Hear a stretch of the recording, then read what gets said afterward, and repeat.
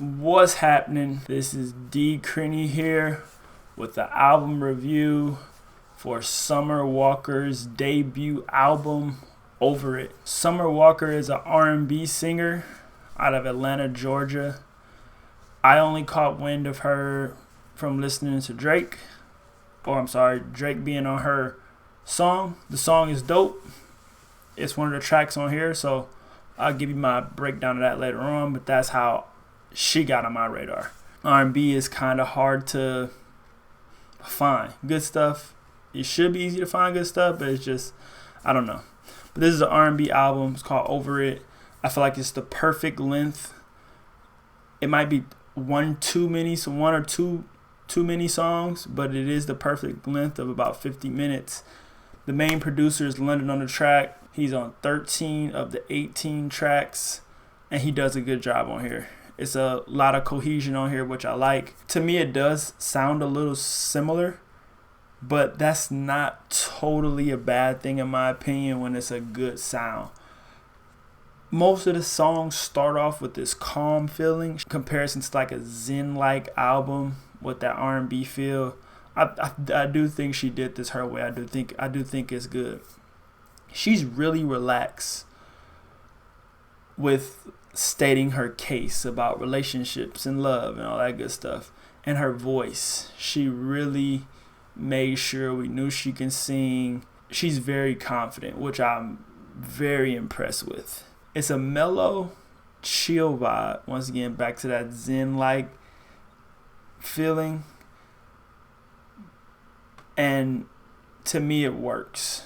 It doesn't jump around. Let's get into it, track by track. Number 1 is the album title track, Over It. Smooth beat, smooth intro. The intro tells you exactly how this album is going to go. It tells you what the project is about. It tells you her direction, and she sticks to it, which I have to respect that. And I like that. And so if you don't like the album, you have to respect it. She gave you an intro. She told you what you're listening to. So if you wanted to either skip to a featured artist you wanted to hear and things like that, you can do that. But the intro is smooth, mellow, and it sets the tone for the album. Number 2 is Body. I like how Body starts off. It's one of those songs that the calming beginnings, and then it just progresses throughout the song. But the beginning is pretty slick. I like how she sounds on here as well. I don't think there's any song I didn't like. There's no song I really loved, but I thought it was just a bunch of consistency. Body was a good track. Number 3 is Playing Games. It's the extended version of the single, which is showcased later in the album. But number 3, Playing Games, is with Bryson Tiller. London on the tracks on here. It's a really dope beat. The beats that stuck out to me, I believe all have London on them, but this beat stuck out. Tiller was okay.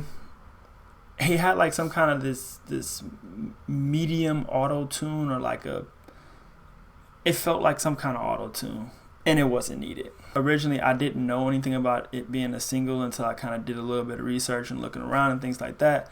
So I was expecting a little bit more out of the song, but I get it. I get it. It's all right. It's good beat. It's an okay song. Number 4 is Drunkdialing ... LODT. It splits in half. So LODT comes in halfway. I don't know what that means, but she's talking about loving a guy. The Drunkdialing part of the song, I feel like she was singing it like she was drunk. Which, if she was, kudos, because that's kind of how I felt. And then, you know how Drunkdialing goes. We've all been there. Track 5, Come Through, featuring Usher. Usher on an Usher sample of one of his hits. Brilliant. Dope. Sounds good. They sounded good. They do a good job together.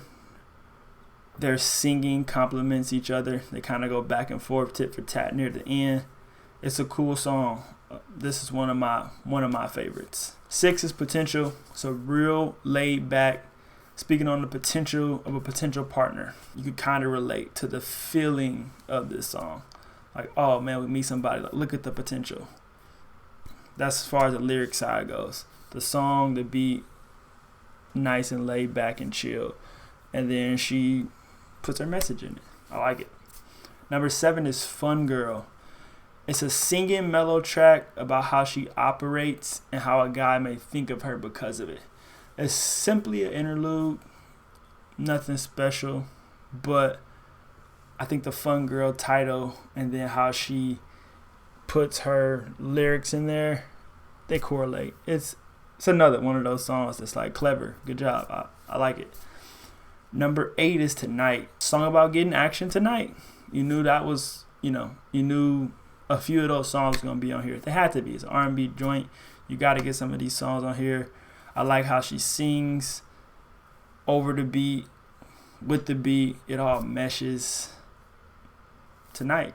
Number 8. Number 9, Me. There's a point in this song where she talks about taking out the strap and waving it into some guy's face or her dude's face, not shooting him. That was the standout for me for this. For whatever reason, it was just like, oh, okay. Number 10 is Like It with Six Lack or Black. I don't even know how it's pronounced. I do like the cat though. He has some skills, but it's a different sound than all the other songs, especially all the other songs up to this point, because that's actually what I put in my notes. But overall, it's a different song than all the songs. It's a little more upbeat. The only song, and it's not even upbeat. It's just more upbeat than these calm songs that she had on here. Six Lack was cool on here, and I really, really like this chorus. It wasn't a lot of chorus that I really liked, but it was a couple, which is impressive for me because to like an album and not care for or not even remember or not have catchy chorus and still like it, pretty good. 11 is Just Might with Partynextdoor. Back to the chill track. You got a little up tempo, smidge up tempo, and then right back down with Party. She's talking about how hard love is, and she may just stay H word. She may stay promiscuous, but she says the H word. I understand. It's hard out here, especially for women. She's a good-looking girl, so she doesn't have to do that, but she don't want to fight for love or do whatever she needs to do, and some people don't. It's an okay track, but what she talks about is just might be in a... Number 12 is Stretch You Out. Come to find out that is also a single. It's featuring A Boogie with the Hoodie. It's about getting down in the bedroom. This isn't like Tonight. They talk about it, The name of the track, Stretch You Out, we ain't in the gym, so you know what they talking about. She doesn't talk about sex directly much in this album, so she got to it on here. It's pretty slick. It's a pretty slick song. Number 13 is Off of You. I like the sound, but that's exactly what it's about. She's trying to get off of somebody. Not like them no more. Not love them no more. That's what you get when you listen to love albums. So I was ready for it. I'm not sure most people were. I think people like it, but that's Off of You. 13. 14 is Anime. This definitely sounds like a few other songs on here. Once again, as I spoke about before, not necessarily a bad thing. The vibe of the album is so relaxing and chill, and that sound is enjoyable. So it's not like it's a run-on from the last 2 tracks, but it just kind of fits in with other tracks. So it's whatever. London's on here. He curated that sound for this album, so I'm not mad at it at all, personally. Number 15, I'll Kill You. It's probably a standout track, probably because it has Janae on it. It's featuring Janae. Janae's a beast. It's how much they care about their significant others is the gist of the song. One of the better chorus on here, probably not the best chorus. Janae kills it once again. Her mic presence is bar none. It's right there with Rihanna and Beyonce, and I probably put her above Rihanna and maybe below Beyonce or right with Beyonce. When she gets on the mic, it's just, you listen, man. It's just, every time she's on something, she's solid, especially features. Shout out to her. 15, I'll Kill You. London was on this too. 16 is Nobody Else. It's the longest song, and it did sound a little repetitive getting at 16. So when you hear something at 16 and you say, man, I've heard it throughout the album, you feel like you heard it. Lyrically, she puts a lot of thought into it. She sings throughout the whole song, and it's about, nobody else believing in her, or things like that. Nobody else is the main theme of the song around her. 17 is Playing Games, the single, London. 18 is Girls Need Love 2 remix, Drake. This is the last song.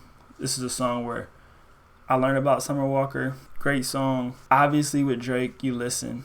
Most people, majority of the music community listen. I did. Substance, purpose, meaning. Girls Need Love Too. Summer Walker's debut album, Over It. Most of the songs on here have some meaning to them, some cohesion on here. It does have a underlying beat, theme, production. That theme of love and relationship is what you get when you listen to R&B music. It's just kind of how it goes. It's just, you would think that you would get it done decently often, but you don't. I think she did an above average job on here. You don't hear as much R&B as I honestly would like. So this was nice to hear, and I think that's probably why, going back to the sound, is that I enjoyed it, because you don't get this type of chill sound often in music anymore.